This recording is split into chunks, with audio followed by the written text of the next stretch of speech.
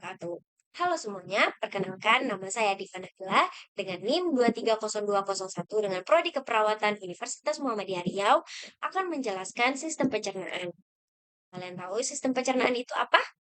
Sistem pencernaan itu adalah suatu sistem yang melibatkan organ-organ pencernaan dan kelenjar-kelenjar pencernaan. Antara proses dan organ-organ serta kelenjarnya merupakan kesatuan sistem pencernaan.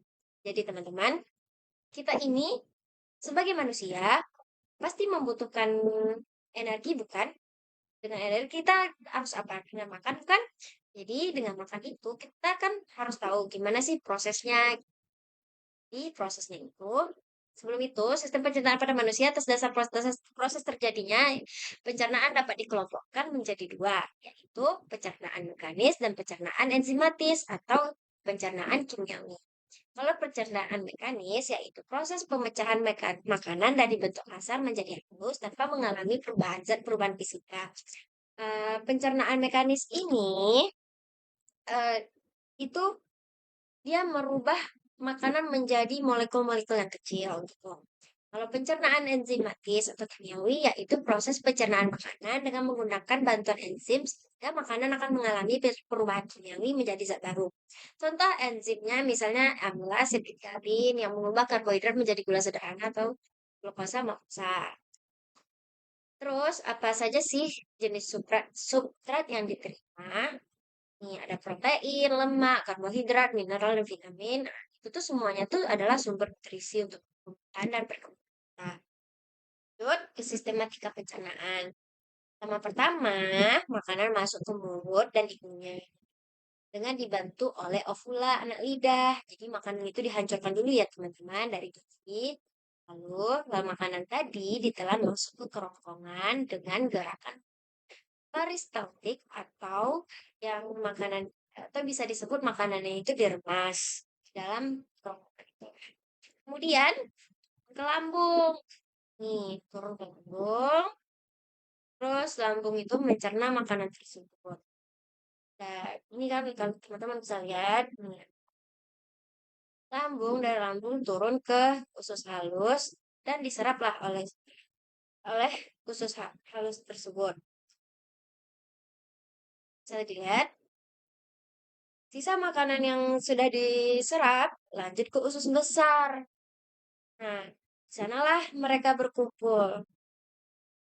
Nah, ada kolon transversum, kolon ascendant, usus buntu, kolon descendant, kolon sigmoid. Lalu, yang tadinya sudah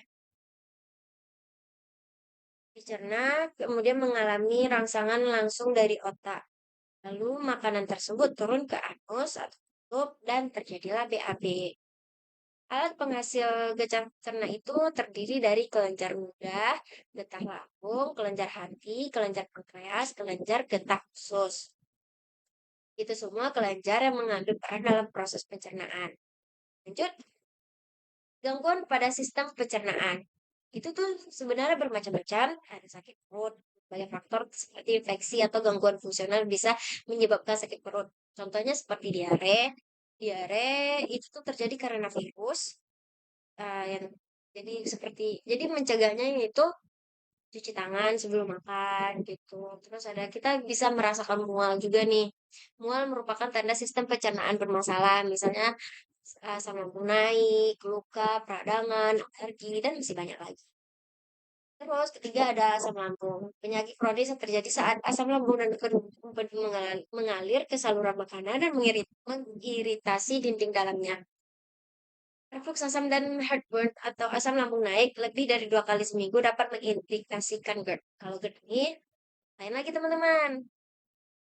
Cara mencegah kesehatan sistem pencernaan. Cara mencegah kesehatan sistem pencernaan itu kita harus makan makanan seimbang, konsumsi makanan yang kaya serat, sayuran, buah-buahan, dan biji-bijian.